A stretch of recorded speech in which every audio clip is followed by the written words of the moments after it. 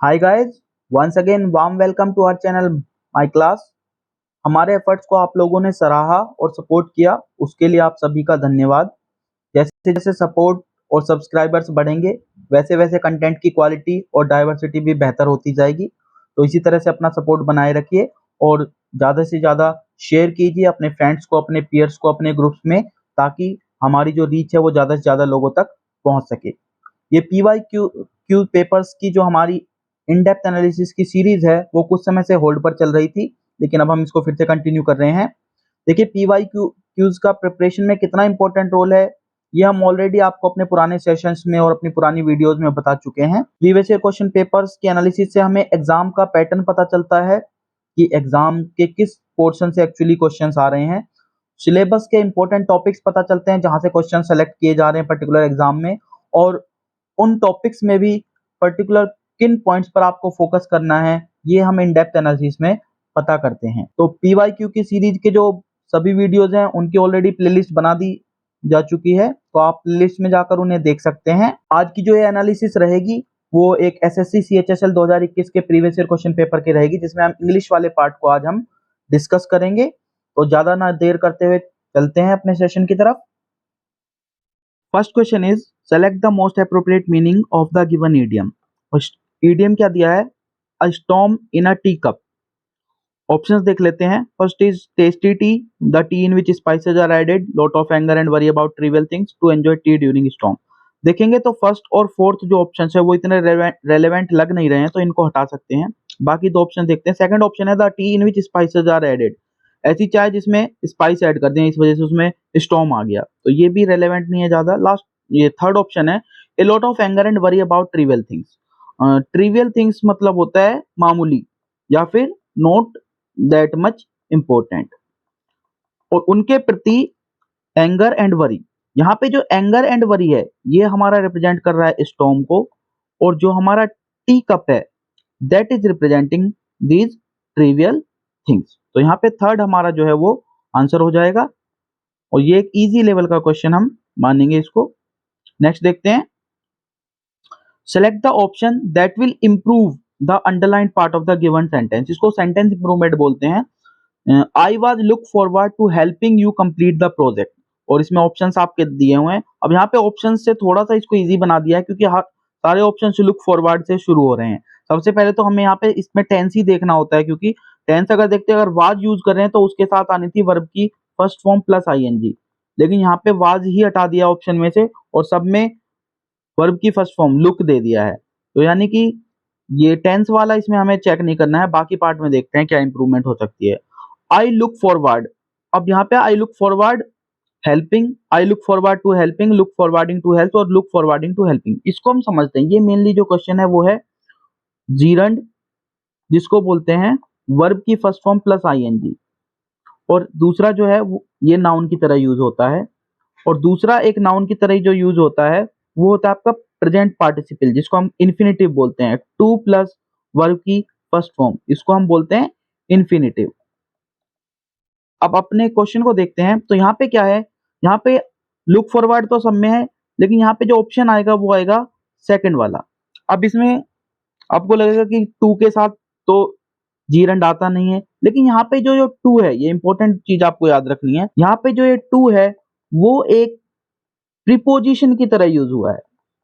ये यहाँ पे टू इन्फिनेटिव का पार्ट नहीं है, ये टू जो है यहाँ पर प्रीपोजिशन की तरह यूज हुआ है। और एक गोल्डन रूल आप हमेशा याद रखिए कि जब भी प्रीपोजिशन है तो वो हमेशा ही जीरंड से फॉलो होगी, ना कि टू प्लस इन्फिनेटिव से। कहने का मतलब ये है कि जैसे इन भी एक प्रीपोजिशन है, तो इनके बाद आपका जो है वो जीरंड आएगा, ना कि टू प्लस वर्ब की फर्स्ट फॉर्म इन्फिनेटिव। ठीक है, क्यों? क्योंकि प्रीपोजिशन और प्रीपोजिशन दोनों एक साथ नहीं आते। फॉर्मेशन के हिसाब से चलेंगे तो लुक फॉरवर्ड टू हेल्पिंग हमारा जो है वो करेक्ट ऑप्शन हो जाएगा। I look forward to helping you complete the project. Next पे बढ़ते हैं। Select the incorrectly spelled word. अब ये आपको जरूर ध्यान देना कि करेक्टली स्पेल्ड दे पूछा है या इनकरेक्टली स्पेल्ड पूछा है। यहाँ पे इनकरेक्टली स्पेल्ड पूछा है आपको, तो ये देख लेते हैं कौन कौन से सही है। लेवरेज बिल्कुल ठीक लिखा हुआ है, ऑसिलेट देखते हैं, बॉनफायर भी बिल्कुल ठीक लिखा हुआ है, एंश्यू ये भी ठीक लिखा हुआ है। तो ऑसिलेट यहाँ पे गलत लिखा हुआ है, एक्चुअल में ऑसिलेट की स्पेलिंग हमारी होती है OSCILATE, OSCILLATE। ऑसिलेट, इनके मीनिंग भी देख लेते हैं एक बार। ऑसिलेट को ही देखते हैं सबसे पहले। ऑसिलेट का मतलब होता है झूलना या डोलना भी बोल देते हैं इसको। डोलते हैं ना इधर से उधर, या दोलन करना। आपने पेंडुलम देखा होगा, वो इधर से इधर जाता रहता है। तो आप इसको ऐसे ध्यान रखते हैं, इधर से उधर 2 बार जा रहा है, एक बार इधर एक बार उधर। तो 2 से डबल आप एल याद रख सकते हैं इसकी स्पेलिंग में, ठीक है। बाकियों के मीनिंग्स भी एक बार देख लेते हैं, एक नजर मार लेते हैं। लेवरेज, लेवरेज का मीनिंग होता है फायदा उठाना। ओसिलेट का बता दिया हमने। बोनफायर, बोनफायर का मतलब है एक लार्ज फायर हम बनाते हैं और फेस्टिविटीज के दौरान इसको सेलिब्रेशन या उसके टाइम पे यूज करते हैं। जैसे आपने देखा होगा होली या लोहड़ी के टाइम पे आग जलाते हैं ना, तो वो एक बोनफायर होती है। एंस्यू, एंस्यू का मतलब होता है फलस्वरूप होना या किसी चीज के बाद होना। मतलब आपने कोई काम किया, उसके रिजल्ट में कुछ चीज हुई, एंस्यू। किसी चीज के फलस्वरूप कोई दूसरी चीज होने को हम बोलते हैं एंस्यू, फलस्वरूप होना। होपफुली आपको मीनिंग्स क्लियर होंगे। नेक्स्ट पे बढ़ते हैं। Select the denotation of the highlighted word. Highlighted word बताना है कि ये क्या डिनोट कर रहा है, डिनोट क्या कर रहा है, ठीक है। The tie compliments the shirt he is wearing. जो टाई उसने पहन रखी है वो उस शर्ट के साथ क्या कर रही है। तो आपको पढ़ने से ही पता चल गया होगा कि कॉम्प्लीमेंट क्या करेगी, मैच करेगी, कि जो टाई है वो शर्ट के साथ मैच कर रही है। तो ऑप्शन हमारा थर्ड जो है वो करेक्ट हो जाएगा। तो ये इजी कैटेगरी में है। बाकी एक बार इनके मीनिंग्स जरूर देख लेते हैं। डिसएरे, डिसएरे का मतलब होता है कैओस। कैओस आपने सुना होगा। कैओस मतलब गड़बड़ या अव्यवस्था, ठीक है ना। तो इसको डिसएरे इसका एक बोल सकते हैं। तो शर्ट के साथ अव्यवस्था तो नहीं लिखेंगे हम, ठीक है। गड़बड़ या अव्यवस्था, ठीक है जी। रेलीगेट्स, रेलीगेट का मतलब होता है किसी को पोजीशन या पद में घटा देना, ठीक है ना। किसी का स्तर या पद वो जो है वो कम कर देना, ठीक, घटा देना। मैचेस आपको बता ही दिया मैंने कि उसके साथ मैच कर जाना। ड्रेन्स, ड्रेन, ड्रेन यहाँ पे देखो, एक ड्रेन नाला होता है वो नाउन होता है, लेकिन यहाँ पे ड्रेन जो है वो वर्ब की तरह यूज हुआ है। और जब ड्रेन वर्ब के रूप में यूज होता है तो इसका मतलब होता है खाली कर देना। ड्रेनिंग पाइप आपने सुना होगा कि खाली करने वाला पाइप जो होता है, खाली करना। या आप कर दे कह सकते हो इसको सूखा देना, सूखा कर देना, ठीक है जी। ड्रेन कर दो, कपड़े ड्रेन करते हैं ना वॉशिंग मशीन में, वही ड्रेन का मतलब वही सुखाना, ठीक है जी। ओके, नेक्स्ट पे बढ़ते हैं। तो कॉम्प्लीमेंट का यहाँ पे मैचेस हो जाएगा। Select the option that expresses the given sentence in indirect speech. Direct indirect narration का क्वेश्चन है ये। तो यहाँ पे आपको फॉर्मेशन और जो उनके जनरल रूल्स हैं उनको याद रखना चाहिए। डायरेक्ट इनडायरेक्ट के भी ऐसे ही पैसिव एक्टिव वॉइस जब आता है, वॉइस और नरेशन में आपको रूल्स जरूर पता होने चाहिए। इसमें देखते हैं सेंटेंस क्या है। He said it's been raining since last night. तो ये क्योंकि पास्ट टेंस में जा रहा है ही सेड, तो इसकी फॉर्मेशन हमें पास्ट के रूल के हिसाब से होनी चाहिए। और ये सेंटेंस जो अंदर दिया हुआ है, ये it's been raining, it has been raining since last night, ये आपका past sorry present perfect indefinite का जो है टेंस अंदर है। तो इसकी फॉर्मेशन अगर आप देखेंगे तो ही सेड का तो हो जाएगा ही सेड दैट, ठीक है। ये सब में कॉमन है, सॉरी थर्ड में कॉमन नहीं है, तो ये तो हट ही गया। ही सेड दैट। अब यहाँ पे इट हैज बीन रेनिंग है तो ये पास्ट परफेक्ट कंटिन्यूअस में बदलेगा। It he said that it had been raining, और इट हैड बीन रेनिंग तो ठीक है। और फिर जो लास्ट नाइट होता है यहाँ पे, वो लास्ट नाइट नहीं रहता, जब उसको इनडायरेक्ट में बदलते हैं वो हो जाता है द नाइट बिफोर। तो इस हिसाब से फॉर्मेशन के हिसाब से, रूल के हिसाब से हमारा जो ऑप्शन नंबर सेकंड हमारा करेक्ट हो जाएगा, ठीक है जी। ओके, बढ़ते हैं नेक्स्ट की तरफ। ये भी इजी कैटेगरी में, अगर आपको रूल्स पता है वो और नरेशन के, तो आपको इजीली हो जाएगा। नेक्स्ट है select the denotation of the highlighted word. Same question है कि क्या डिनोट कर रहा है जो हाईलाइटेड वर्ड है। His finicky attitude was the main cause of conflict. तो झगड़े की मेन, फसाद की जो मेन जड़ थी वो क्या था, उसका फिनिकी एटीट्यूड। तो फिनिकी का आपको मीनिंग पता होना चाहिए, और जो नीचे ऑप्शन दिए उनके आपको मीनिंग्स पता होने चाहिए, तभी ये आपका करेक्ट हो पाएगा। तो फिनिकी का मीनिंग पहले देख लेते हैं। फिनिकी का मतलब होता है आपका नकचढ़ा। नकचढ़ा समझते हो ना, थोड़ा तुनक मिजाज का, जो हर चीज में कुछ ना कुछ कमी निकाल दे। तुनक मिजाज कह सकते हैं, चूजी टाइप का आदमी होता है जो, ठीक है जी, कि नहीं ये नहीं वो नहीं, ये पसंद नहीं है वो नहीं है, ऐसे वाला आदमी। अच्छा, बाकी के मीनिंग्स देख लेते हैं इसमें। इंडोलेंट, इंडोलेंट का मीनिंग होता है हमारा लेजी, या फिर इसको आप बोल सकते हैं इनएक्टिव। सुस्त आदमी को हम इंडोलेंट बोल देते हैं, लेजी या सुस्त। हेस्टी, हेस्टी आप हेस्ट का मतलब जल्दबाजी करना होता है, तो उससे आप मीनिंग निकाल सकते हैं आप इसका हेस्टी। हेस्टी का मतलब होता है ईगर, या कोई आतुर होता है ना किसी काम को करने के लिए, इम्पेशेंट बोल सकते हैं आप, जिसको सबर नहीं होता, वो हेस्टी हो गया। Impatient, sorry impatient. नर्वस तो सभी को पता होगा, यहाँ पे घबराना या घबराया हुआ आदमी उसको नर्वस बोलते थे कि बहुत ज्यादा नर्वस है, मतलब घबराया हुआ। और लास्ट बचा हमारा, तो इनमें से तो कोई इससे मैच नहीं कर रहा है। लास्ट हमारा बचता है फसी। फसी का मीनिंग देख लेते हैं एक बार। फसी का मीनिंग होता है हमारा फसी मतलब ऐसा आदमी जो झमेलिया होता है। झमेलिया मतलब कि छोटी सी बात का बतंगड़ बनाने लग जाए। तो देखो कहीं कहीं नक चढ़ा और तुनक मिजाज आदमी ऐसा ही होता है, जो बात छोटी सी बात को बढ़ाने लग जाता है। तो यहाँ पे जो है फसी वाला ऑप्शन हमारा वो करेक्ट हो जाएगा। इजी तो नहीं कहेंगे इसको, थोड़ा सा मीडियम है, मीडियम टू टफ है। आपको सारे मीनिंग पता होने चाहिए तभी आप इसको कर पाएंगे। नेक्स्ट पे बढ़ते हैं। Select the option that will improve the underline part of the given sentence. फिर से सेंटेंस इंप्रूवमेंट है। She boat the fine cloth in the store, और आपके ऑप्शंस में आप देखोगे मोर fine, finest, most fine, फाइनर।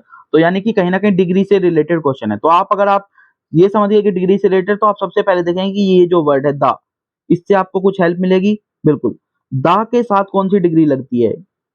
The के साथ हमेशा लगती है सुपरलेटिव डिग्री। इतना पता कर ले तो आपका क्वेश्चन इजी हो गया। क्यों? क्योंकि फाइन की आपको तीनों डिग्री पता होंगी, फाइन, फाइनर और फाइनेस्ट। तो ये सुपरलेटिव डिग्री हमारी फाइनेस्ट हो गई। तो यहाँ पे सेकंड ऑप्शन हमारा जो है वो करेक्ट हो जाएगा। इसमें और कुछ सोचने की जरूरत नहीं है, इजी कैटेगरी का क्वेश्चन है। नेक्स्ट पे पढ़ते हैं। Select the most appropriate antonym of the given word. Antonym पूछा है, तो सिमिलर वर्ड, एंटोनिम, ये सब ध्यान देने की बात है कि पूछा क्या है। प्रिमिटिव, प्रिमिटिव का आपसे एंटोनिम पूछा, ऑप्शन दिया टेक्निकल, रेशियल, सोफिस्टिकेटेड, एग्रीकल्चरल।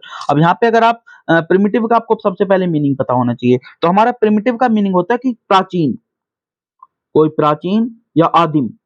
आदिम मतलब आदिकाल से कोई प्रैक्टिस चली आ रही है, ट्रेडिशन उस टाइम से। इसके इंग्लिश में और भी सिनोनिम होते हैं, प्राइमवल बोल देते हैं, एबोरिजिनल बोल देते हैं, ठीक है जी। तो ये सब इसी के सिनोनिम है, लेकिन यहाँ पे पूछा एंटोनिम है, तो यानी कि हमें बाकी सब इनको देख लेते एक बार। अगर हम टेक्निकल देखेंगे मतलब तकनीकी, थोड़ा सा हो सकता है कि प्राचीन है, टेक्निकल आधुनिक वर्ड है, एक बार देखते हैं। रेशियल, रेशियल मतलब रेस से रिलेटेड, तो ये तो नहीं होगा। एग्रीकल्चरल कृषि से रिलेटेड है, ये भी नहीं होगा। क्योंकि सोफेस्टिकेटेड, सोफेस्टिकेटेड का मीनिंग होता है थोड़ा सा रिफाइंड या मॉडर्न, कहते हैं ना बहुत ज्यादा सोफिस्टिकेटेड लग रहा है ये, तो ठीक है ना, थोड़ा सा एडवांस बोल सकते हैं इसको। या फैशन के, फैशनेबल को भी हम सोफिस्टिकेटेड बोलते हैं कि फैशन के बारे में ज्यादा वो करता है। या फिर कॉम्प्लेक्स, मशीन या कोई चीजें उनसे रिलेटेड होता है सोफिस्टिकेटेड मतलब कॉम्प्लेक्स। जबकि प्रिमिटिव का मतलब होता है सिंपल। अगर कोई प्रिमिटिव मशीन या प्रिमिटिव टेक्निक है तो मतलब वो सिंपल टेक्निक है। जबकि अगर कोई सोफिस्टिकेटेड टेक्निक है मतलब वो ज्यादा रिफाइंड है, ज्यादा एडवांस है और ज्यादा कॉम्प्लेक्स है। तो यहाँ पे हमारा आंसर क्या हो जाएगा? सीधा सीधा थर्ड हो जाएगा। मीडियम ही कहेंगे, इजी टू मीडियम में, टफ तो नहीं है। नेक्स्ट पे पढ़ते हैं। Select the most appropriate option to fill in the blank. Fill in the blank आपको दिया हुआ है और आपको कौन सा वर्ड इसमें आएगा वो पढ़ना है। तो पहले सेंटेंस पढ़ लेते हैं। One day I was handed a few volumes of new literature unlike anything I had ever read before and so dash as to make me utterly forget my hopeless state. मतलब कोई ऐसी literature मिली मुझे जो पहले कभी नहीं मिली थी, और इस वजह से मुझे क्या हो गया, डैश हो गया, जिसकी वजह से मैं सब पूरी जो मेरी होपलेस स्टेट थी उसको भी मैं भूल गया। तो जाहिर सी बात है वो कोई चीज अपनी तरफ आकर्षित करने वाली होगी। तो बाकी ऑप्शंस को पे एक बार नजर मारते हैं। तो रिपेलिंग तो नहीं होगा, जैसे मैंने आपको कहा वो कोई चीज अट्रैक्ट करने वाली होगी जिससे आप बाकी सब कुछ भूल भूल के उसी की तरफ अट्रैक्ट हो गए। ओके, बोरिंग भी नहीं होगी वो, क्योंकि आप बोरिंग चीज की तरफ तो अट्रैक्ट नहीं होगे। तो ये दो ऑप्शन तो खत्म हो गए। अनरियलिस्टिक, अनरियलिस्टिक का मीनिंग होता है अवास्तविक, ठीक है जी, अवास्तविक। और हमारा एक बचता है लास्ट, कैप्टिवेटिंग। कैप्टिवेटिंग का मीनिंग होता है मोहक या लुभावनी। तो इसके मीनिंग से ही आप समझ गए होंगे कि कौन सा ऑप्शन हमारा करेक्ट होना है, मोहक या लुभावनी, जो अपनी तरफ अट्रैक्ट करे, अट्रैक्टिव। तो ऑप्शन नंबर सेकंड हमारा करेक्ट हो जाएगा। तो easy to medium, medium category रखते हैं, इजी है वैसे तो। नेक्स्ट पे बढ़ते हैं। Select the most appropriate meaning of the given idiom. Idiom, फिर से इडियम दिया, उसका मीनिंग पूछा है। तो टेल अपॉन, इसका मीनिंग आपको ऑप्शंस दिए हैं, तो यहाँ पे आपको टेल अपॉन का मीनिंग पता होना चाहिए। तो और जो इसमें ऑप्शन दिए उनका मतलब पता होना चाहिए। Strike hard, to strike hard का मतलब होता है एक शार्प ब्लो, एकदम से धक्का मारना। शार्प ब्लो या पुश कह देते हैं ना, एकदम से धक्का मारते हैं, तो इसको बोलते हैं स्ट्राइक हार्ड, ठीक है। टू एडवाइस समवन, ये तो बताने की जरूरत नहीं है, किसी को सलाह देना हो गया। To write down, to write down का मतलब नोट मेकिंग, नोट बनाना, नोट्स बना लेना, ठीक है ना, कोई चीज नोट डाउन करते हो आप तो मतलब राइट डाउन कर रहे हो आप। ओके, लास्ट है to affect adversely. To affect adversely का मतलब होता है किसी चीज से प्रतिकूल, मतलब एकदम अपोजिट इफेक्ट डालना, ठीक है। अफेक्ट एडवर्सली, एडवर्स का मतलब होता है विपरीत, तो प्रतिकूल रूप से प्रभाव डालना। और टेल अपॉन का मीनिंग होता है, टेल अपॉन का मीनिंग होता है किसी को, किसी के बारे में सीक्रेट, कोई सीक्रेट है वो रिवील कर देना, और वो भी थोड़ा सा बैड चीज किसी को बता देना। तो यानी कि अगर आप किसी को सीक्रेट रिवील करें तो वो उस पर बैड इफेक्ट डलेगा। तो यहां से इसको रिलेट कर लेंगे तो हमारा ऑप्शन नंबर 3 जो है वो करेक्ट हो जाएगा। तो मीडियम है, इजी तो नहीं है, ठीक है, मीडियम टू हार्ड रखेंगे, मीडियम मान के चलते हैं। चलिए नेक्स्ट पे बढ़ते हैं। Select the most appropriate antonym of the highlighted word. आपको फिर से एंटोनिम ढूंढना है। They bestow upon him whatever he wishes. तो बेस्टो का मीनिंग आपको पता होना चाहिए और बाकी जो नीचे वर्ड दिए हैं ऑप्शंस में उनके मीनिंग पता होंगे तो इसे करेक्टली कर लेंगे हम। तो सबसे पहले हम बेस्टो का मीनिंग देख लेते हैं। बेस्टो का मतलब होता है बेस्टो मीन्स हो गया एक तरह से किसी को कुछ देना, टू गिव समथिंग। और किस रूप में देना है वो? एज ऑनर या प्रेजेंट के रूप में किसी को देना। ऑनर या प्रेजेंट के रूप में आप जब किसी चीज को देते हो तो आप कह रहे हो आप उस पर बेस्टो कर रहे हो। जैसे किसी को टाइटल देते हो तो बेस्टो करते हैं वो टाइटल, ठीक है। तो इसमें ऐसे कहा है they bestow upon him whatever he wishes. जो वह चाहता था उन्होंने उसको एक तरह से दे दिया। तो यहाँ पे इसका अपोजिट आपको ढूंढना है एंटोनिम। तो इंटेंसिफाई का मतलब तो बढ़ा देना हो जाता है। इंटेंसिफाई का मतलब किसी चीज को बढ़ा देना। गिफ्ट तो देना ही हो गया, गिफ्ट करो, बेस्टो करो, प्रेजेंट करो, तो ये तो सिनोनिम होता। लेकिन ये क्योंकि उन्हें एंटोनिम पूछा तो ये दोनों ऑप्शन तो नहीं होंगे। क्लासिफाई का मतलब था वर्गीकरण करना, किसी चीज को अलग अलग वर्गों में बांट देना। लास्ट बचता है डिनाई। डिनाई का मतलब था रिजेक्ट, किसी चीज को मना कर देना या रिजेक्ट कर देना। तो सिंपल सा बात है, देना और मना कर देना। तो ये इसका एंटोनिम हमारा क्या हो जाएगा? थर्ड वाला हो जाएगा। इजी ही रखेंगे, इजी कैटेगरी का है, इजी टू मीडियम मान लीजिए मैक्सिमम। चलिए नेक्स्ट पे पढ़ते हैं। Select the option that can be used as a one word substitute for the given group of words. One word substitution है, तो पढ़ते हैं क्या है। The study of population and its dynamics. जनसंख्या और उसका डायनेमिक्स, मतलब डायनेमिक्स मींस चेंजेस, उससे रिलेटेड स्टडी को क्या कहते हैं? तो देख लेते हैं एक बार ऑप्शंस को। वैसे तो इजी है, कोई बात नहीं, फिर भी ऑप्शंस देखते हैं। डेमोक्रेसी का मतलब तो सबको पता ही होगा, बताने की जरूरत नहीं है। लोकतंत्र मतलब जहां पे जो पब्लिक है वो इलेक्ट करती है रिप्रेजेंटेटिव्स को। डेमोग्राफी जो कि इसका आंसर भी है, डेमोग्राफी वही है, study of population and its dynamics. Dysgraphia और देख लेते हैं। तो यहाँ पे ये दो वर्ड से मिलकर बना है। एक डिस जो है नेगेटिव मतलब ना को दर्शाता है, और ग्राफिया, ग्राफिया मतलब एबिलिटी टू राइट। तो जो डिसग्राफिया होती है वो एक ऐसी कंडीशन होती है जिसमें आदमी लिख नहीं सकता, तो इसको हम बोल देंगे dysgraphia means inability to write, inability to write. तो ये तो हमारा ऑप्शन नहीं होगा। लास्ट है हमारा डर्मेटोलॉजी। डर्मेटोलॉजी मतलब डर्मास से बना हुआ है, डर्मेटोस, डर्मेटोस मतलब स्किन, डर्मा मींस स्किन होता है, डर्मा से बना है, डर्मा मींस स्किन होता है। तो डर्मेटोलॉजी क्या हो गई? स्टडी ऑफ स्किन डिजीजेज या स्किन से रिलेटेड जो आपके एलिमेंट्स है उनका स्टडी ही जो है वो डर्मेटोलॉजी कहलाती है, ठीक है। तो हमारा ऑप्शन इसमें क्या हो जाएगा? हमारा सीधा सीधा ऑप्शन इसमें डेमोग्राफी हो जाएगा, जिसको हम जनसंख्या का या अध्ययन बोलते हैं, ठीक है। नेक्स्ट पे बढ़ते हैं, ये इजी कैटेगरी है। नेक्स्ट पे देखते हैं, select the most appropriate option to fill in the blanks. फिर से फिल इन द ब्लैंक्स आ गया। अब यहाँ पे ये आपका फ्रेजल वर्ब पूछा है। The roof dash the weight of the snow. जो छत है वो स्नो के वजन से, ऑप्शंस में सारों में कोलैप्स है, कोलैप्स कर गए। कोलैप्स मतलब हो जाता है एक तरह से बिखर जाना या फिर गिर जाना, ढह जाना, ठीक है ना। इस तरह से जैसे दीवार गिर जाती है, ढह जाती है, या फिर आपने देखा पहाड़ गिर जाते हैं, ढह जाते हैं, ठीक है जी। तो कोलैप्स में इसमें 4 आपको प्रपोजिशन ऐड करके जो फ्रेजल वर्ब्स बनाए गए, देखते हैं कौन सा ऑप्शन करेक्ट है। तो अब एक चीज ध्यान रखिए, जो यहाँ पे कोलैप्स अंडर है उसमें और जो कोलैप्स विद है, इन दोनों में ही ज्यादा बच्चों को कंफ्यूजन होगा, ठीक है ना।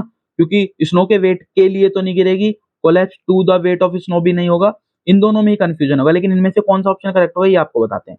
जब भी कोलैप्स अंडर की बात आएगी तो कोलैप्स अंडर का मतलब है कि वो ढह गई या गिर गई, किसकी वजह से? जब अंडर आएगा, अंडर का मतलब होता है प्रेशर की वजह से, कि उसके ऊपर प्रेशर पड़ा और इस वजह से वो ढह गई। तो जब आप देखेंगे, जब अगर मान लो स्नो पड़ती जा रही है, उसका प्रेशर इकट्ठा हो जाएगा वेट से, तो क्या होगा? वो कोलैप्स अंडर कर जाएगी। तो यहाँ पे कोलैप्स विद नहीं होगा। कभी आप सोचे कि उसके वेट के साथ जो है वो ढह गई, कोलैप्स अंडर होगा, क्योंकि अंडर जो है वो प्रेशर को डिनोट कर रहा है। कोलैप्स अंडर मतलब ड्यू टू प्रेशर, ठीक है जी। तो यहाँ पे हमारा ऑप्शन जो है फर्स्ट वो करेक्ट हो जाएगा। तो मीडियम लेवल का रहेगा, ये इजी तो नहीं है क्योंकि थोड़ा कंफ्यूजिंग है। नेक्स्ट पे पढ़ते हैं, select the incorrectly spelled word. फिर से स्पेलिंग पे रिलेटेड क्वेश्चन है। यहाँ पे मिनिस्ट्री की स्पेलिंग ठीक है बिल्कुल, अटेंशन की स्पेलिंग बिल्कुल ठीक है, एटीट्यूड की भी बिल्कुल ठीक है। मिमिक्री की स्पेलिंग गलत है, क्योंकि मिमिक्री की स्पेलिंग होती है MIMICRY। ये आपका मिमिक वर्ड से बना हुआ है। इसमें आपको अगर रूट वर्ड पता है तो आप इजीली फाइंड आउट कर लेते हैं। मिमिक का मतलब होता है टू कॉपी, किसी की नकल करना, टू कॉपी। तो ये इजी ही कैटेगरी में, मिमिक्री ज्यादातर सबको पता ही होता है, बाकी स्पेलिंग्स भी आसानी है। नेक्स्ट पे पढ़ते हैं, select the option that express the given sentence active voice. ये आपको पैसिव वॉइस में एक सेंटेंस दिया, उसको आपको बताना है एक्टिव वॉइस में। तो मैंने आपको बताया ही था नरेशन और वॉइस में आपको रूल पता होने चाहिए, तो रूल और फॉर्मेशन आपको जरूर ध्यान रखना है जब भी आपकी पैसिव वॉइस या फिर नरेशन का क्वेश्चन है। तो यहाँ पे आप थोड़ा सा ध्यान देखते हैं कि ये आपको Don Quixote was written by Miguel Carpenter, was written by, तो ये हमारा कौन सा टेंस है जो इसमें दिया हुआ है, ये हमारा दिया है वाज रिटन, यानी कि पास्ट इंडेफिनिट का जो है उन्होंने कन्वर्ट किया हुआ है। ठीक है, तो सिंपल सी बात है, ये ऑब्जेक्ट है, इसमें सब्जेक्ट हो जाए तो Miguel Carpenter wrote Don Quixote हो जाएगा, क्योंकि पास्ट इंडेफिनिट सिर्फ यही डिनोट कर रहा है। ठीक है जी, clear, I think it is easy. चलो नेक्स्ट पे पढ़ते हैं बाकी के ऑप्शंस, क्योंकि पास्ट इंडेफिनिट को नहीं दर्शा रहे हैं, ये प्रेजेंट परफेक्ट को दर्शा रहा है, ये जो है पास्ट परफेक्ट को दर्शा रहा है, ये पास्ट कंटिन्यूस को दर्शा रहा है। सिर्फ पास्ट इंडेफिनिट को कौन सा दर्शा है, Miguel Cervantes wrote Don Quixote. ठीक है जी, तो ये हमारा ऑप्शन सेकंड करेक्ट हो जाएगा। नेक्स्ट पे आते हैं, इन द फॉलोइंग क्वेश्चन से statement has been given with highlighted text, select the option that can replace the text with correct idiom और फ्रेज। तो कौन सा ईडियम फ्रेज जो है इसके मीनिंग को जो है वो करेक्टली एक्सप्रेस करेगा। तो ईडियम फ्रेज का क्वेश्चन है, थोड़ा सा इनडायरेक्टली पूछ लिया है। ठीक है, पढ़ते हैं, the trainee perform the task with extreme ease, मतलब जो ट्रेनी था उसने उस कार्य को बहुत ही आसानी से काम उसको परफॉर्म कर दिया। एक्सट्रीम ईज का मतलब बहुत ही सरलता से। तो बाकी इनके मीनिंग देख लेते हैं एक बार, इससे क्लियर हो जाएगा। Eight the 11th our, 11th our का मतलब होता है एट द लास्ट मोमेंट, मतलब ये मानो कि ऑलमोस्ट टू लेट, बिल्कुल लास्ट मोमेंट पे जब आप कोई काम करते हो तो उसको बोलते हैं हम at the 11th hour. Call it a day, call it a day का मतलब होता है उस दिन पे बाकी का काम, कोई भी एक्टिविटी आप कर रहे हो तो उसको एकदम से रोक देना। टू स्टॉप एन एक्टिविटी, आप कोई काम कर रहे हो तो आपने अगर वो एक्टिविटी रोक दी तो आप बोलेंगे to call it a day, मतलब आप उस दिन अब बाकी फिर उस काम को नहीं करेंगे। ठीक है जी। स्वैन सॉन्ग, स्वैन सॉन्ग का मतलब होता है, स्वैन सॉन्ग अच्छा इडियम है। स्वैन सॉन्ग का मतलब है फेयरवेल अपीयरेंस, मतलब कोई अपनी एक तरह से जब लास्ट अपीयरेंस देता है, या कोई फाइनल एक्ट या पब्लिक स्टेटमेंट जब कोई अथॉरिटी देती है, या कोई पॉलिटिशियन मान लो, या कोई पब्लिक फिगर देती है, तो उसको हम बोलते हैं स्वान सॉन्ग।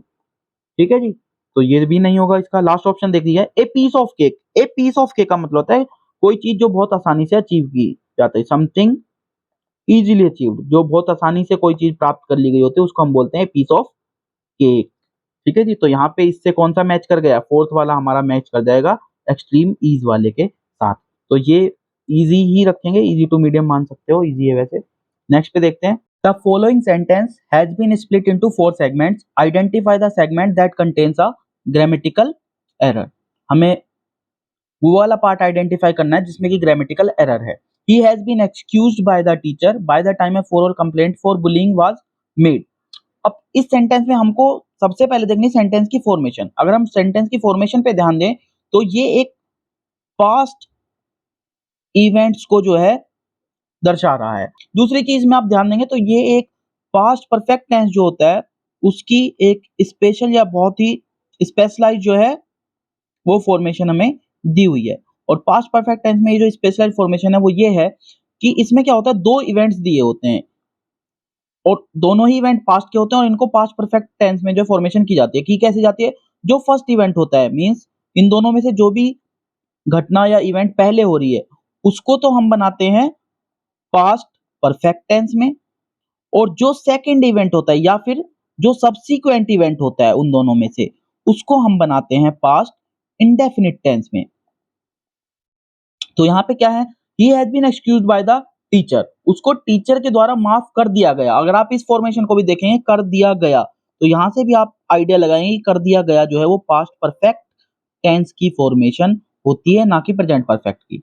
चलो वापस आते हैं, he has been excused by the teacher by the time a formal complaint for bullying was made, मतलब जो कंप्लेंट है वो बाद में की गई है लेकिन उसको टीचर ने पहले ही एक्सक्यूज कर दिया। तो यहाँ पे पहला इवेंट हुआ है टीचर के एक्सक्यूज करने वाला, मतलब माफ करने वाला, तो ये बनेगा पास्ट परफेक्ट टेंस में। और जो सेकंड इवेंट है कंप्लेंट करने वाला, that will be in past indefinite tense. तो वो तो सही है, यहाँ पे पास्ट इंडेफिनिट में ही बना रखा है, सिंपल पास्ट इंडेफिनिट बोल सकते हैं इसको, लेकिन जो फर्स्ट इवेंट है वो इन्होंने प्रेजेंट परफेक्ट में बनाया, तो इसमें एरर जो है वो फोर्थ वाले पार्ट में हमारा एरर हो जाएगा। और ये एक्चुअली क्या होना चाहिए, ये होना चाहिए he had been excused by the teacher. ठीक है, तो ये इजी, ये मीडियम कैटेगरी में मानिए आपको अगर आपको रूल्स और टेंस का थोड़ा सा अच्छा नॉलेज है तो ये इजी भी है। चलिए नेक्स्ट देखते हैं। The following sentence has been split into 4 segments. Identify the segment that contains an incorrectly spelt word. अब ये ग्रामेटिकल एरर यहाँ पे नहीं पूछ रहा, ये करेक्ट इनकरेक्ट वाला, यहाँ पे आपको स्पेलिंग चेक करनी है एक्चुअली में। तो यानी कि सेंटेंस एक बार पढ़ लेते हैं, क्योंकि उसने पूछा कौन से पार्ट में आपकी स्पेलिंग मिस्टेक है। The mother's tired and over wrought mind could not process the information of the demise of her only son, and she sat like a statue even when her tormentors passed several obnoxious comments. तो यहाँ पर अगर आप ध्यान से देखें तो बाकी तो सब सही है, ये वाला वर्ड जो है ये गलत स्पेल किया हुआ है। एक्चुअल में जो करेक्ट स्पेलिंग होती है वो होती है ओवर रोट। ठीक है जी, ओवररोट। ओवररोट का मीनिंग क्या होता है, और यहाँ पे ओवररोट का मीनिंग भी आपको बता देते हैं। ओवररोट का मीनिंग होता है एक्सट्रीमली एक्साइटेड, बहुत ही ज्यादा एक्साइटेड कोई होता है या एंग्शियस होता है, उस कंडीशन में हम बोलते हैं ओवररोट। ठीक है। दूसरी चीज जो ओवररोट, ये वाला जो वर्ड दिया हो, ये तो एक्चुअली कोई वर्ड नहीं होता है, वर्ड एक होता है ROUGHT, रोट। लेकिन ये क्या है, ये रफ की थर्ड फॉर्म है, रफ से बना है, रफ की थर्ड फॉर्म है। रफ क्या होता है हमारा, खुरदरा, तो ये उसकी थर्ड फॉर्म जरूर है, लेकिन जो एक्चुअल वर्ड होता है वो ये होता है। तो यहाँ पे इसने सिर्फ स्पेलिंग किस पार्ट में मिस्टेक थी ये पूछा था, तो हमारी यहाँ पे क्या हो जाएगी, ये सेकंड पार्ट जो है वो हमारा आंसर हो जाएगा। इस वाले पार्ट में स्पेलिंग मिस्टेक ये ओवर रोट में है। अगले पे बढ़ते हैं। Next, select the most appropriate option that can substitute the underlined segment in the given sentence. If there is no need to substitute it, select no substitution required. तो substitution वाला question है, इसको एक बार पढ़ेंगे। Manoj was living in the city since 1993. तो सबसे पहले आप चेक करो कि ये सेंटेंस, इसका कोई टेंस में तो एरर नहीं है। टेंस में अगर आप देखोगे तो ये प्रेजेंट परफेक्ट इंडेफिनिट टेंस हमारा, प्रेजेंट परफेक्ट और इंडेफिनिट हमारा ये टेंस है। प्रेजेंट परफेक्ट इंडेफिनिट टेंस है, लेकिन उसकी आपको अगर फॉर्मेशन पता है, आपको रूल पता है, तो वो होती है सब्जेक्ट प्लस हैज या have plus been plus verb की फर्स्ट फॉर्म में आईएनजी प्लस ऑब्जेक्ट। अगर इस चीज को हम देखते हैं और प्लस सिंस या जो भी है, सिंस फॉर जो भी है, और उसके बाद टाइम आता है, तो इसको अगर आप फॉर्मेशन देखोगे तो वाज लिविंग गलत आ गया, यहाँ पे आना चाहिए था has been living. Manoj has been living in the city since 1993। तो ये हमारा फर्स्ट हो जाएगा। इजी रहेगा ये, टफ मत मानिए इसको, क्योंकि टेंस आपको बिल्कुल बेसिक टेंस से क्वेश्चन पूछा हुआ है ये, और बेसिक टेंस तो आपको आनी ही चाहिए, फॉर्मेशन आपको टेंस की जरूर पता होनी चाहिए। नेक्स्ट क्वेश्चन पे आते हैं।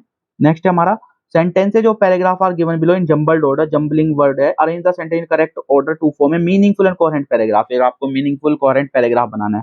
तो जम्बलिंग जो है वो दो तरह की होती है आपकी। फर्स्ट जो जम्बलिंग होती है वो हमारी होती है इनकम्प्लीट सेंटेंसेज, उसमें आपको दिए होते हैं, इनकम्प्लीट सेंटेंसेज आपको दिए होते हैं। और दूसरी जो जम्बलिंग होती है उसमें आपको कंप्लीट सेंटेंसेज आपको दिए होते हैं। तो ये अगर आप देखेंगे तो ये इसी टाइप की जम्बलिंग है हमारी, जिसमें आपके कंप्लीट सेंटेंसेज आपके दिए हुए हैं, पूरे पूरे सेंटेंस हमारे दिए हुए हैं, और उनको हमें अरेंज करके एक मीनिंगफुल पैराग्राफ बनाना है। जबकि जो हमारे इनकम्प्लीट सेंटेंसेज वाली जम्बलिंग होती है उसमें हमें ध्यान देना होता है कि वहां पे हमें एक तो ग्रामेटिकल रूल्स को हम ध्यान रखते हैं, उनकी मदद से हम इनको जंबल कर सकते हैं। और दूसरी चीज, हम इनको ग्रामेटिकल रूल्स में आपके बहुत सारी चीजें आ जाएंगी, जैसे पार्ट्स ऑफ स्पीच हमारे कवर हो जाएंगे, इसमें क्लोज हमारे हो जाएंगे, और जो हमारे सब्जेक्ट वर्ब एग्रीमेंट के रूल्स हैं वो हमारे काम आएंगे, और जो सब्जेक्ट और प्रेडिकेट के हमारे जो रूल्स होते हैं वो हमारे काम आएंगे। तो इन सब की मदद से जो है हम वो जंबलिंग ये वाली इनकम्प्लीट सेंटेंसेस की कर पाते हैं। जबकि जब कंप्लीट सेंटेंसेस की हम बात करते हैं और इनमें हमें जंबलिंग करनी है, तो हमको इवेंट्स के हिसाब से उनको देखना है और एक स्टोरी फॉर्मेशन करते हुए हमें इनको अरेंज करना होता है। तो ये वाला मेथड हमें यहाँ पे यूज करना पड़ेगा। तो ऑप्शन देखते हैं। His mother whose name no one knows is found on the street and dies just after Oliver's birth. तो ओलिवर के बर्थ के बाद जो है वो मर गई। After the other boys bully Oliver into asking for more gruel at the end of a meal, mister Bumble offers 5 pounds to anyone who will take the boy away from the workhouse. Workhouse से जो उसे दूर लेके जाएगा। Oliver Twist is born in a workhouse in 1830s England. Oliver spent the first 9 years of his life in a badly run home for young orphans and then is transferred to a workhouse for adults. तो सबसे पहले Oliver का क्या होना चाहिए, जन्म हुआ होगा। तो Oliver Twist is born in a workhouse in 1830s England, तो सी सबसे पहले आ जाएगा। तो भाई ये वाला ऑप्शन गया खत्म, तो सी आएगा। उसके बाद उसका जन्म हुआ। His mother whose name no one knows is found on the street and died just after Oliver's birth. जैसे ही ओलिवर का बर्थ हुआ उसकी मदर जो है वो मर गई, तो सी के बाद ए आएगा। उसके बाद दो ऑप्शंस बचे हमारे। Oliver spends first 9 years of his life in a badly run home and 4 young orphans and then he is transferred to workhouse for adults. उसके बाद वो वर्कहाउस में गया और फिर उसके बाद देखिए ये वाली कहानी आएगी. After the other boys bully Oliver into asking for more goodwill at the end of a meal, Mr. Bumble offers £5 to anyone who will take the boy away from the workhouse. पहले वो वर्कहाउस में आया, उसके बाद वर्कहाउस से उसे दूर ले जाया जाएगा. तो यानी कि डी के बाद ही बी आएगा. तो हमारी फॉर्मेशन हो जाएगी ये वाली. थोड़ा सा इजी तो इसको नहीं कह सकते, देखिए मीडियम टू टफ कैटेगरी में है, क्योंकि आपको इवेंट्स को पहचानना आना चाहिए और स्टोरी मेकिंग आनी चाहिए, तब आप इसको करेक्ट कर पाएंगे. नेक्स्ट पे बढ़ते हैं. अब हमारे जो लास्ट के 5 क्वेश्चन है वो कॉम्प्रिहेंशन रिलेटेड है. कॉम्प्रिहेंशन को हम देखेंगे और इस पे ऑप्शन देखेंगे. तो कॉम्प्रिहेंशन में आपको एक दूसरे से लिंक करके चलेंगे तो आपको ज्यादा इजी रहेगा कि आप ज्यादा अच्छा ऑप्शन और ज्यादा सही उसमें कर पाएंगे. तो पूरा पैरा ही एक बार पढ़ लेते हैं. In terms of education children must receive proper care dash and schooling full stop by dash child marriage the best possible future of children can be dash when there is an economic crisis many programs must be held so that they can dash how to fight for themselves and efficiently. तो पहले अब para पढ़ लिया हमने, थोड़ा सा meaning इसमें हल्का हल्का क्लियर हुआ होगा. अब देखते हैं पहले में क्या आएगा. In terms of education children must receive proper care dash and schooling. तो बच्चों को क्या क्या मिलनी चाहिए. केयर, केयर में देखो ड्रेस आपका ऑलरेडी केयर में आ गया, फूड आपका केयर में आ गया. हेल्प मिलनी चाहिए उनको या गाइडेंस मिलनी चाहिए. तो प्रॉपर केयर, गाइडेंस और स्कूलिंग अगर उनको मिलेगी तो जो है एजुकेशन को हम अच्छा मानेंगे. ठीक है, तो गाइडेंस. तो यहाँ पे फर्स्ट ऑप्शन हमारा हो गया ए, गाइडेंस. नेक्स्ट पे बढ़ते हैं. फिर है हमारा बाय डैश चाइल्ड मैरिज. तो चाइल्ड मैरिज को वायलेट करेंगे. The best possible future children can B dash. तो वायलेट करेंगे या अलाउ करेंगे. चाइल्ड मैरिज अलाउ तो नहीं करेंगे, ठीक है, क्योंकि नेगेटिव इंपैक्ट है. इग्नोर भी नहीं कर सकते चाइल्ड मैरिज को, क्योंकि इग्नोर करेंगे तो जाहिर सी बात है कुछ नेगेटिव्स हो सकते हैं. आउटलोइंग और वायलेटिंग. तो चाइल्ड मैरिज को वायलेट करने का मतलब चाइल्ड मैरिज हो रहे हैं हम उसको वायलेट करें, नहीं, वायलेट नहीं होता, ये होता है आउटलोइंग. आउटलोइंग का मतलब लॉ बना के उसको आउट कर देना. आउटलोइंग का मतलब है किसी कानून के द्वारा उसको खत्म कर देना. तो यहाँ पे बेस्ट ऑप्शन जो आएगा वो आएगा हमारा आउटलोइंग, सेकंड वाले में. तो by outlawing child marriage the best possible future of the children can be achieved. Achieved इसमें है नहीं क्योंकि अवेटेड तो नहीं होगा. नेविगेटेड मतलब उस तरफ ले जाना, शेड्यूल्ड मतलब निर्धारित कर देना, नहीं. एनविजन्ड, एनविजन्ड का मतलब होता है कि किसी चीज के प्रति विजन, आप एक विजन कर रहे हैं, आपने एक विजन देखा, मतलब आपने एक गोल रखा या विजन, उसके प्रति आपका एक आपने एक विजन बना लिया कि हमें ये चीज अचीव करनी है, तो इसलिए एनविजन्ड हो जाएगा. तो पॉसिबल फ्यूचर जो चिल्ड्रन, बेस्ट पॉसिबल फ्यूचर कब एनविजन्ड किया जा सकता है, जब हम आउटलो कर देंगे चाइल्ड मैरिज को. तो ये हमारे 3 हो गए, लास्ट के 2 बचते हैं. When there is an economic crisis, अगर कभी इकोनॉमिक क्राइसिस होता है, many programs must be held so that they can, they कौन, बच्चे, स्टूडेंट, जिनको हम एजुकेट करने की बात कर रहे हैं. तो स्टूडेंट को एजुकेट करें तो क्या कर रहे हैं, उनको हम लर्न करा रहे हैं. ठीक है ना. When there is an economic crisis, many programs must be held so that they can learn how to fight for themselves. वो ये सीख सके कि अपने लिए कैसे लड़ें. They can educate नहीं, वो थोड़े एजुकेट कर सकेंगे, उन्होंने तो खुद ही एजुकेट किया. They can plan, they can teach. बच्चे पढ़ाएंगे नहीं, उनको तो पढ़ाया जा रहा है. तो या तो लर्न और प्लान में आपको कंफ्यूजन है, लेकिन क्योंकि यहाँ पे एजुकेशन की बात हुई थी, वहां पे लर्निंग आएगी, इसलिए हमने लर्न ऑप्शन को जो है वो ज्यादा बेटर ऑप्शन हमारा रहेगा. So that they can learn how to fight for themselves dash and efficiently. तो एफिशिएंटली मतलब का अच्छी तरह से, एफिशिएंसी के साथ लड़ सके. और दूसरा वर्ड क्या होगा, इलेक्वेंटली. इलेक्वेंटली का मतलब होता है वाकपटुता, जो बोलने में बहुत तेज हो, चतुर हो जाए. इफेक्टिवली, एब्रप्टली मतलब एब्रप्टली एकदम अचानक से, तो लर्निंग से एकदम अचानक से तो नहीं बढ़ते. अफेक्टिवली, अफेक्टिवली अफेक्शन से बना है जहां पे आकर्षण की बात होती है. तो मोस्ट एप्रोप्रिएट वर्ड यहाँ पे हमारा बचता है इफेक्टिवली. ठीक है जी, इफेक्टिवली हमारा मोस्ट यहाँ पे जो एप्रोप्रिएट वर्ड वो हो जाएगा, इफेक्टिवली एंड एफिशिएंटली. तो जितना so that they can learn how to fight for themselves effectively and efficiently, मतलब इफेक्टिव तरीके से सीख सकें और एफिशिएंट तरीके से. एफिशिएंट मतलब एफिशिएंसी से रिलेटेड वर्ड है. ठीक है, तो ये दोनों ऑप्शन यहाँ पे आएंगे. तो एफिशिएंटली तो दिया हुआ है, इफेक्टिवली और हमारा आ जाएगा. ठीक है जी. तो गाइज ये था हमारा आज का डिस्कशन जो यहाँ पर समाप्त होता है. आशा करते हैं आपको ये जरूर पसंद आया होगा. अगर आपको ये पसंद आया तो आप लाइक कर सकते हैं, कमेंट कर सकते हैं, ज़्यादा से ज़्यादा इस वीडियो को शेयर कर सकते हैं. हमारे चैनल को शेयर कीजिए अपने फ्रेंड्स के बीच, ताकि हमारी आउटरीच बढ़े और हम अच्छे से अच्छी क्वालिटी का कंटेंट और डाइवर्स कंटेंट आपके लिए ला सकें, ताकि आपकी प्रिपरेशन में आपको हेल्प हो सके. तो थैंक यू.